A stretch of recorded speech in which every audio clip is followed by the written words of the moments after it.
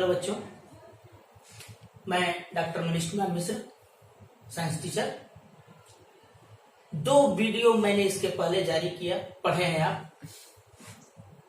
उन दोनों पार्ट में सबसे पहले आपको याद दिलाने के लिए मैं बता रहा हूं, हमने क्या पढ़ा।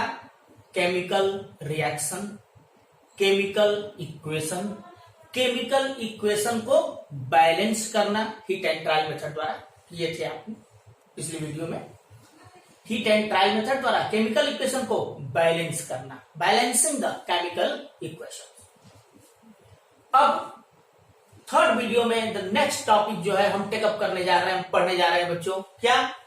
टाइप्स ऑफ केमिकल रिएक्शंस, रासायनिक अभिक्रियाओं के प्रकार। रासायनिक अभिक्रियाएं कितने प्रकार की होती हैं? देखिए, हीट चेंज के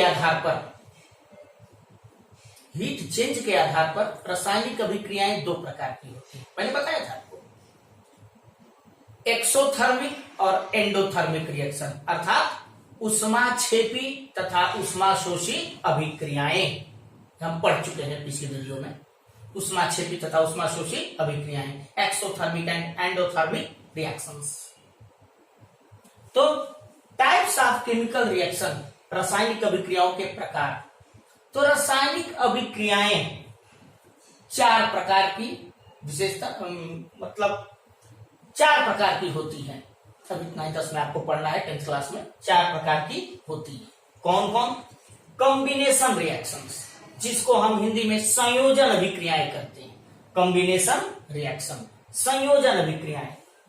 दूसरा है सेकंड, डिकम्पोजिशन रिएक्शंस, वियोजन या अपघटन अभिक्रियाएं।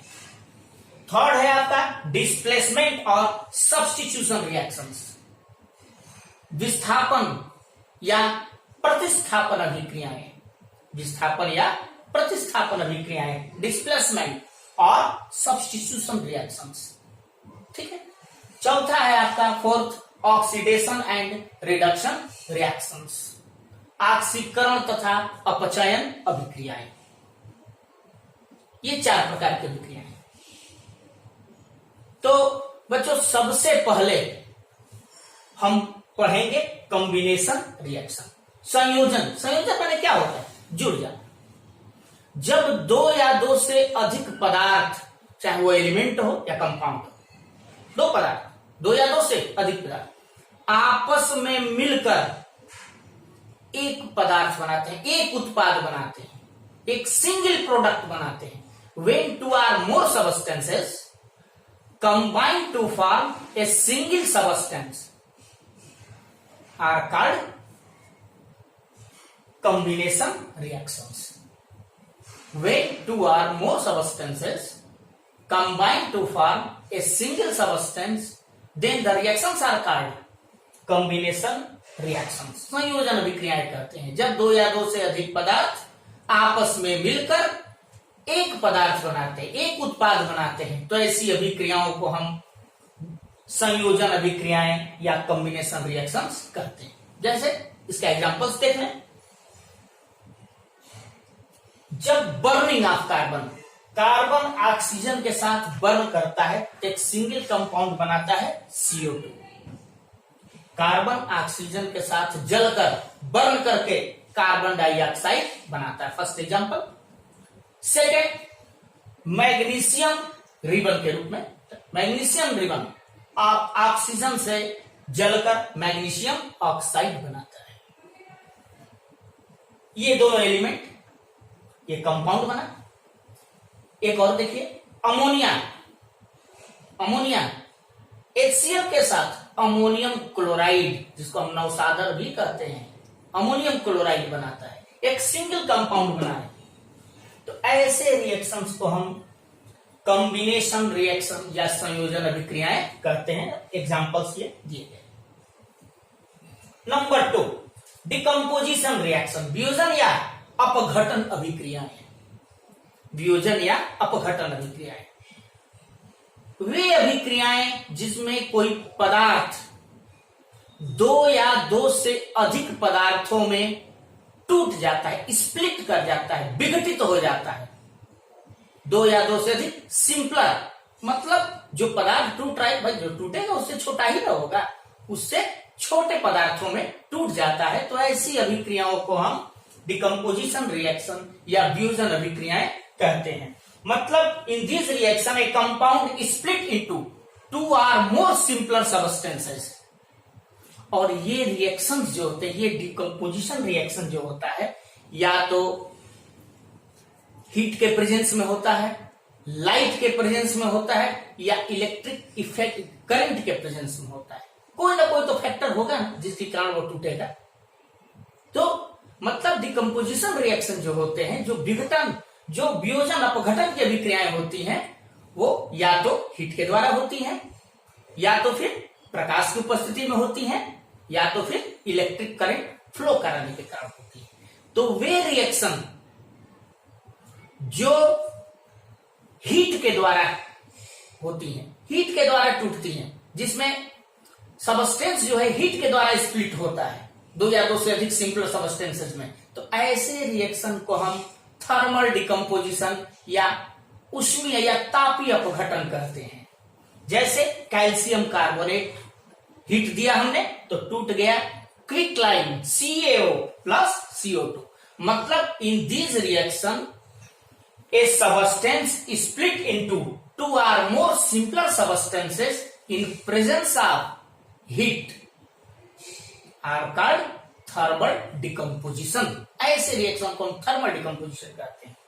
दूसरी बात हमने क्या बताया, लाइट के प्रेजेंस में, मतलब those reactions in which a substance is split into two or more simpler substances in presence of like sunlight के प्रेजेंस में। तो 2AgCl सिल्वर क्लोराइड है, सनलाइट के प्रेजेंस में किसमें स्प्लिट कर गया, 2Ag प्लस Ca2, ये हो गया। तो ऐसे रिएक्शन को हम फोटोलिसिस भी कहते हैं। फोटोलिसिस माने प्रकाश के द्वारा जो अपघटन होते हैं। थर्ड हमारा क्या है, इलेक्ट्रिक करंट के द्वारा, मतलब those reactions in which a substance is split into two or more simpler substances in due to passing electric current। मतलब वे अभिक्रियाएं जिनमें कोई पदार्थ, कोई सबस्टेंस विद्युत धारा प्रवाहित करने के कारण दो या दो से अधिक सरल पदार्थों में टूट जाता है, तो इसको हम क्या कहते हैं, इलेक्ट्रोलाइसिस। क्या कहते हैं, इलेक्ट्रोलाइसिस या इलेक्ट्रोलाइटिक डिकम्पोजिशन। इलेक्ट्रोलाइसिस या इलेक्ट्रोलाइटिक डिकम्पोजिशन मतलब विद्युत अपघटन, करंट के द्वारा टूटना। ठीक है, एग्जांपल क्या है, 2H2O। मतलब वाटर में जब हम इलेक्ट्रिक करंट फ्लो कराते हैं तो वह हाइड्रोजन और ऑक्सीजन में स्प्लिट कर जाता है, टूट जाता है। ठीक है, तो अभी हमने क्या पढ़ा, कॉम्बिनेशन रिएक्शंस और डिकम्पोजिशन रिएक्शन, मतलब संयोजन अभिक्रियाएं और वियोजन अभिक्रियाएं। थर्ड है हमारा सब्स्टिट्यूशन रिएक्शन, प्रतिस्थापन अभिक्रिया। प्रतिस्थापन माने क्या होता है, प्रतिस्थापन माने किसी के द्वारा किसी को हटाकर उसका स्थान ले लेना, इसे हम क्या कहते हैं, प्रतिस्थापन। मतलब those reactions in which an active element displace the less reactive element from its compound। वे अभिक्रियाएं जिसमें कोई अधिक क्रियाशील तत्व दूसरे क्रियाशील तत्व को उसके पदार्थ से, कंपाउंड से प्रतिस्थापित कर देता है, तो ऐसे अभिक्रियाओं को हम प्रतिस्थापन अभिक्रियाएं या सब्स्टिट्यूशन रिएक्शन कहते हैं। जब कोई अधिक क्रियाशील तत्व किसी कम क्रियाशील तत्व को उसके यौगिक से, उसके पदार्थ से उसको प्रतिस्थापित कर देता है। मतलब फिर बताते हैं आपको, when an when an element, when an active element कहिए, when an more active element displace the other element from its compound are known as substitution reactions, प्रतिस्थापन अभिक्रियाएं। देखिए ये दो तरह से होती है। यदि वह एलिमेंट कोई मेटल है या नॉन मेटल है, धातु है या अधातु है, मतलब when and metal or non-metal, more reactive metal or non-metal displace the less reactive metal or non-metal from a substance, from its substance। किसके सबस्टेंस है? जो लेस रिएक्टिव, उसके सबस्टेंस है। लेस रिएक्टिव को डिस्प्लेस करते हैं, आर कॉल्ड सिंपल या single displacement reaction, एकल प्रतिस्थापन अभिक्रिया। इसको सिंपल डिस्प्लेसमेंट रिएक्शन भी कहते हैं। जैसे Fi plus CuSO4 arrow FiSO4 plus Cu। यहां पर Fi मोर रिएक्टिव एलिमेंट है, मोर एक्टिव एलिमेंट है। किससे एक्टिव एलिमेंट है? कॉपर से। तो Fi ने कॉपर को डिस्प्लेस कर दिया और कॉपर के जगह पर कौन आ गया? Fi। तो क्या बनाया? FiSO4 plus Cu। देखिए कॉपर यहां से क्या हो गया? डिस्प्लेस हो गया। एक और एग्जांपल है Zn plus CuSO4, zinc plus copper sulphate arrow ZnSO4 plus Cu। तो यहां पर मोर एक्टिव एलिमेंट किसको कहेंगे? Zn को। मोर एक्टिव मेटल है और लेस एक्टिव मेटल कौन है? कॉपर।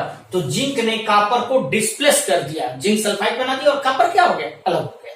अपने कंपाउंड से, अपने सबस्टेंस से कॉपर अलग हो गया। तो इसको हम क्या कहते हैं? सिंगल डिस्प्लेसमेंट रिएक्शन, एकल प्रतिस्थापन अभिक्रिया, या इसको हम सिंपल डिस्प्लेसमेंट रिएक्शन भी कहते हैं। दूसरा होता है double displacement reaction. Double displacement reaction हम किसे कहेंगे? तो those reactions in which two compounds react by an exchange of ions to form two new compounds are called double displacement reaction. माने वे रिएक्शन जिनमें दो कंपाउंड आपस में रिएक्शन करते हैं और अपने आयनों के आदान प्रदान, एक्सचेंज माने आदान प्रदान के द्वारा दो कंपाउंड बनाते हैं। यदि दो कंपाउंड आपस में रिएक्शन करते हैं तो वो अपने आयनों के आदान प्रदान के द्वारा, आयनों का एक्सचेंज होता है, आदान प्रदान के द्वारा दो कंपाउंड बनाते हैं। तो ऐसे रिएक्शंस को हम क्या कहते हैं? Double displacement reaction. Double displacement मतलब द्विप्रतिस्थापन अभिक्रियाएं, double displacement. Those reactions in which two or more compounds react to form an exchange of ion, those reactions in which two compounds react by an exchange of ions to form two new compounds are called double displacement reaction। जैसे AgNO3 और NaCl, ध्यान से देखिएगा, AgNO3 NaCl से reaction करता है तो AgCl का व्हाइट प्रेसिपिटेट बनता है और NaNO3 या किसका एक्सचेंज हुआ है? देखिए Ag पॉजिटिव है और यहां पर Na पॉजिटिव, आपस में एक्सचेंज हो गए। तो Na पॉजिटिव की जगह पर कौन आ गया? Ag। तो क्या बन गया? AgCl। और ये Cl किसके साथ? NO3 निगेटिव के साथ एक्सचेंज हुआ तो NaNO3। दूसरा रिएक्शन कौन है? Na2SO4 sodium sulphate plus BaCl2 barium chloride arrow BaSO4 plus 2NaCl। तो यहां क्या हो गया? सोडियम की जगह पर कौन आ गया? बेरियम, और बेरियम आ गया सोडियम की जगह पर तो बेरियम सल्फेट बन गया। और यहां पर क्या हो गया? बेरियम जगह पर कौन आ गया? यहां पर सोडियम, तो यह NaCl बन गया। ठीक है, तो ये भी एक्सचेंज रिएक्शन है। देखिए यहां पर Na2 BaCl2, तो ये क्या बन गया? BaSO4, Ba आ गया सोडियम की जगह पर और इसके जगह पर कौन आ गया? सोडियम आ गया। तो ये दो हमारे एग्जांपल्स। अब हम बात बार बार कर रहे हैं एक्टिव एलिमेंट का, एक्टिव मेटल का। कौन मेटल एक्टिव है, कौन मेटल एक्टिव नहीं है? देखिए जिसकी जितना ज्यादा क्रियाशीलता, रिएक्टिविटी होती है, उसको हम कहते हैं उतना ही एक्टिव मेटल है। तो मतलब हम मेटल को एक सीरीज में अरेंज किए, मतलब if metals are arranged in decreasing order of their activity is called activity series. एक सीरीज है जिसमें एक सीरीज बनाया गया है जिसमें मेटल को उसकी क्रियाशीलता उसकी रिएक्टिविटी के घटते हुए क्रम में व्यवस्थित किया गया है, जिसमें सबसे ऊपर पोटेशियम है, सोडियम है, नीचे कैल्शियम है और नीचे जाकर खत्म होता है गोल्ड और प्लेटिनम पर। यह क्या कहलाता है? Activity series. किसकी बनाई गई है? मेटल्स।